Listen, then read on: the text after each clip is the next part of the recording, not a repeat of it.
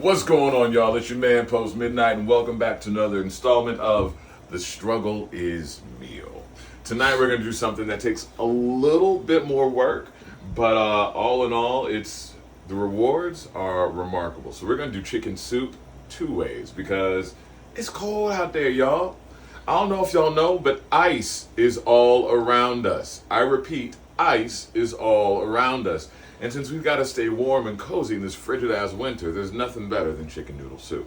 It does have medicinal properties, at least on a psychosomatic level, and we're going to do the traditional chicken noodle as well as a Greek version called avlamina.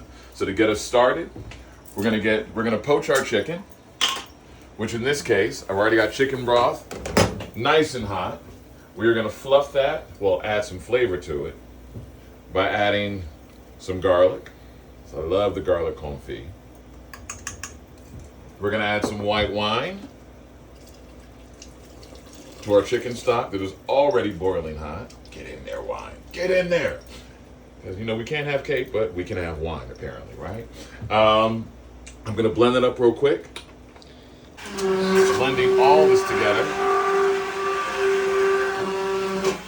And the reason why we're starting with this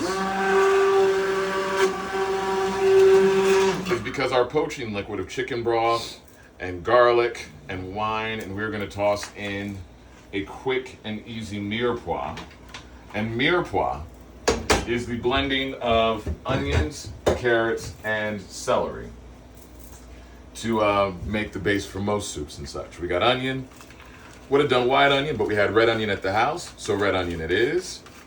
Red onion, carrot, and celery, traditional chicken noodle soup style. And then we're going to top it off with some chicken breast. You can use any bit of chicken that you'd like. If you've got leg quarters, what have you, whatever is quick, easy, and most importantly, cheap, will get the job done. In this case, happen to have the chicken breast in the freezers. We're going to pop it in. And one of the best things if you're trying to make this after a long day is that even if it's frozen, you can still pop it in and cook it through. Just know that when it floats, it's done.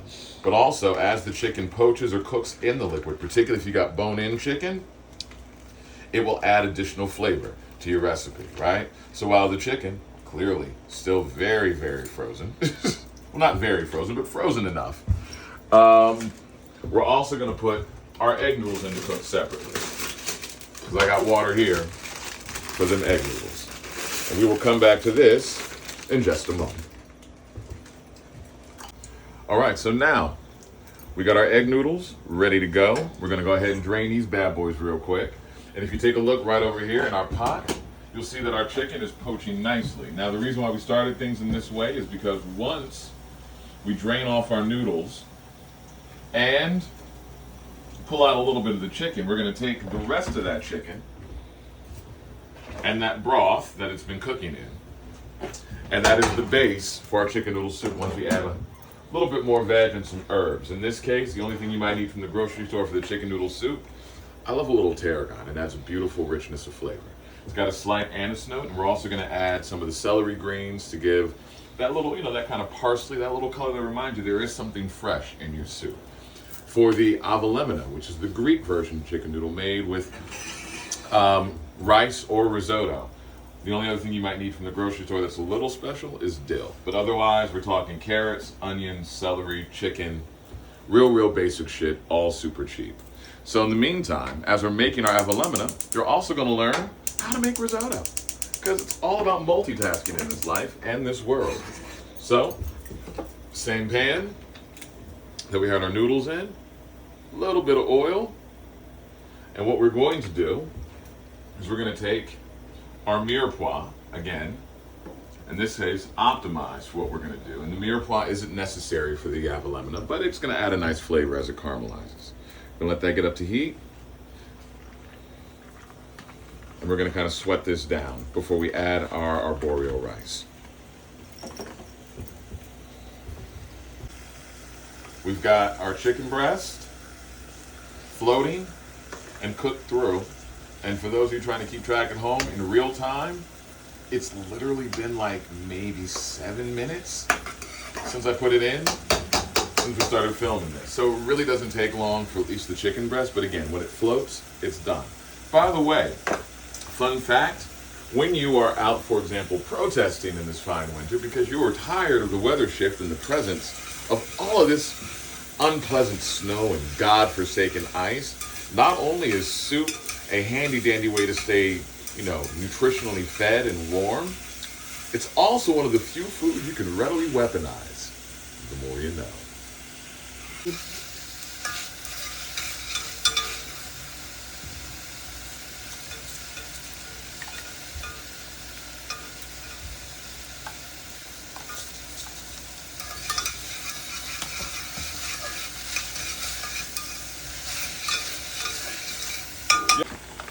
All right, so now our mirepoix veg has kind of sauteed a bit and softened.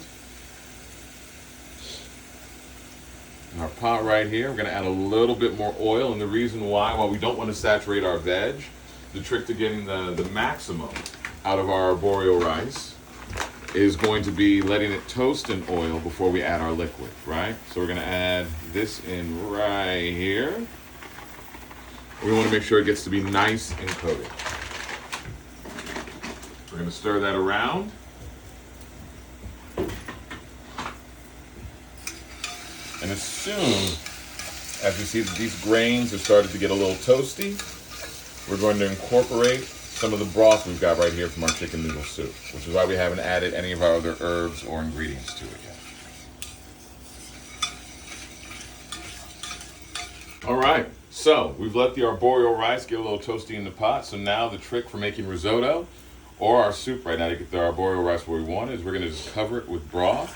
And the trick, if you want to have enough liquid covering your arborio rice, like about a knuckle's worth over, and let that cook down. Now that's if you're making a traditional risotto. Obviously we're not doing that. We're going to turn this into soup. But getting to this point is the first step. You can also do this with regular long grain rice, by the way. Risotto is working. We've got the broth that we need. If we need a little more, we can make a little more. I've got more in the fridge. We've got the broth that we need pulled aside. So to finish up our chicken noodle soup, we're gonna add onion in chunks that are more traditionally soup-like, like a little heartier. Same with the chunks of carrots that are in here. Then again, I also like adding a little bit of tarragon. It's going to add a nice, rich flavor. Tarragon's flavor profile has got kind of licoricey notes. Think fennel or like anise, anise depending on how you want to pronounce it. But regardless, it's going to add just this nice little bright quality to it that doesn't make it feel as wintry and heavy. Making these both great soups for whatever season. The Avellino, honestly, is particularly surprising in that it's a hearty soup, but it doesn't feel weighty, which is a really nice combo. And the finished product ends up being creamy, despite the fact that there's no dairy in it. So the Avellino is dairy-free, gluten-free, tons of flavor. Great if you've got revolutionaries who've got allergies. That being said, for today's purposes, we're going to season our noodles and in turn our chicken with a little bit extra garlic powder, because garlic is another one of those ingredients that seems to have medicinal properties, right? We're going to take our celery greens as well, our celery leaf, just shred it and toss that in with our noodles, and diced up chicken breast that was poached in our soon-to-be soup. And to bring it on home, we're going to take all of this goodness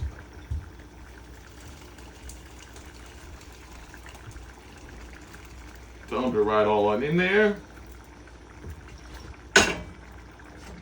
And just like that, the pot out of the way, of course. Just like that. We've got a very simple, rich, flavorful, and healthy chicken noodle soup.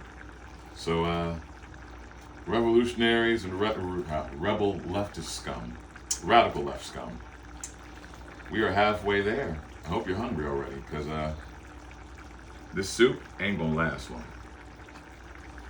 All right, so We've got our risotto right here. That this actually could be served as a side or an entree as itself, because risotto really is that easy. It doesn't require a lot of stirring. Once you see the liquid start to be absorbed by the arborio rice, is the only time you have to worry about stirring it. That is a quick risotto primer. We'll come back to that in a future video. In the meantime, over here we've got more of our chicken broth ready to go. I made sure it's nice and piping hot, because in order to get the texture we want from the avellana, we need our broth to temper an egg mixture. So what we've got right here is we've got some of the arborio rice that's been cooked. I got a few eggs. I'd say probably about 3, because we're going to end up doing about 32 ounces worth of liquid. Please ignore the absolutely shitty egg crack I just did, because I did get no shell in there, which is all that matters, right? No shell. In there. And we're going to use one little cheat, which is if you have an immersion blender or a blender of some kind, it makes tempering the egg easier. If not, you can do this whisking. And the whole idea is that you've got the egg and your, in this case, our starch, although the starch is unnecessary. But tempering basically means you want to add the liquid to the egg without cooking it. And the way to do that is to keep the egg constantly moving. So we're going to take our boiling hot liquid, and we're also going to start blending our egg mixture. So that way it's constantly running. Notice this is already a little saucy, and we're going to take it to the next level by starting to add our broth.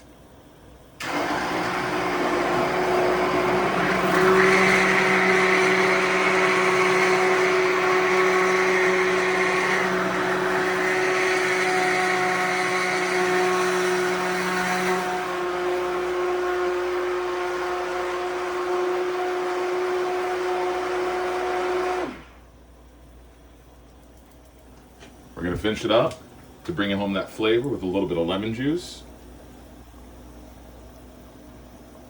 because that citrus note is part of what helps make this soup absolutely phenomenal.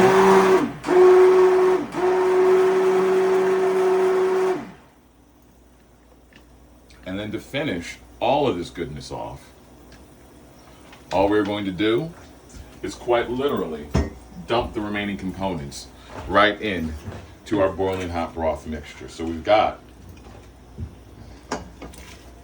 the risotto with the mirepoix. Get all of that in there.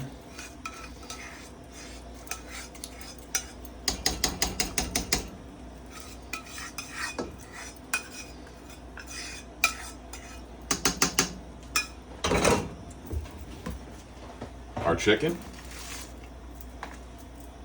No protein left behind. And then we finish it out with our blended, creamy egg and risotto mixture. Last but not least, we get to top it all off with a little bit of freshly minced dill. And we will save a little bit for an actual bowl for plating.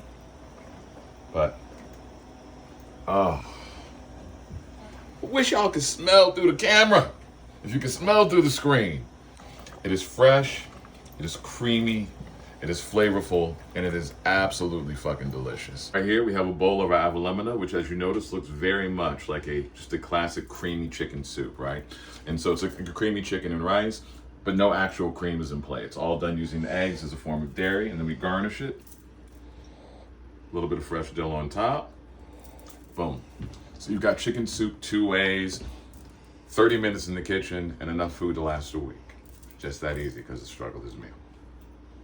Stay hungry, stay angry, because the struggle is meal. And as long as the revolution is well fed, it is always ready to rise the fuck